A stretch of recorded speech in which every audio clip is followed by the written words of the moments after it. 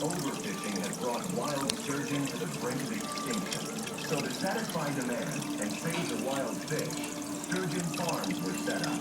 This one, at Terra Povett, is attached to one of Russia's leading caviar production plants. Our sturgeon farm is the biggest in Russia. Each year we harvest over 10,000 sturgeon fish for caviar.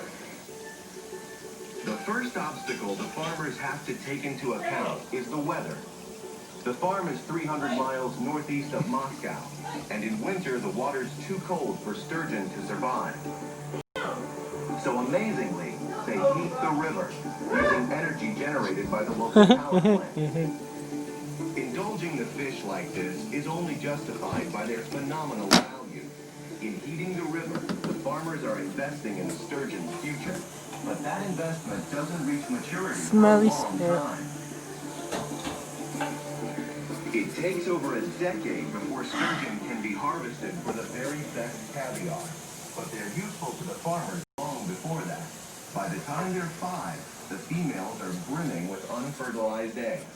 But those eggs won't be turned into tins of caviar. They'll be used to breed the next generation of sturgeon.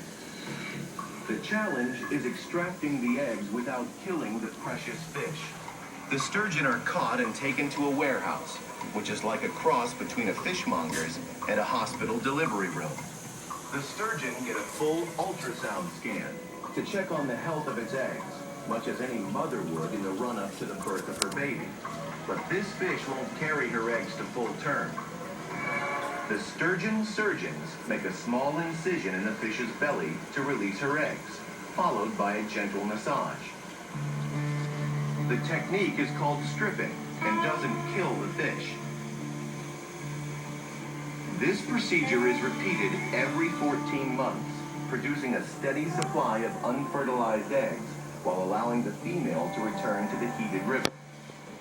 The process of breeding the stripped eggs begins when they're mixed with the sperm of a male sturgeon in these plastic buckets.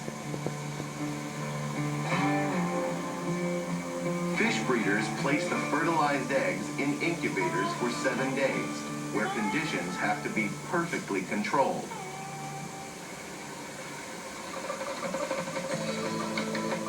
Once the eggs hatch, the larvae need moving fresh water in order to mature. So they are transferred to a series of tipping trays. These keep the water moving, which in turn keeps the larvae stimulated and continuing to grow. 2 weeks later, they're no longer larvae. They're what's known as fingerlings. Wild sturgeon mature very late in their lives, but the farm wants them producing eggs and sperm as early as possible. The most effective way of speeding up sturgeon's growth is to vary the tank temperatures in order to stimulate different stages of development.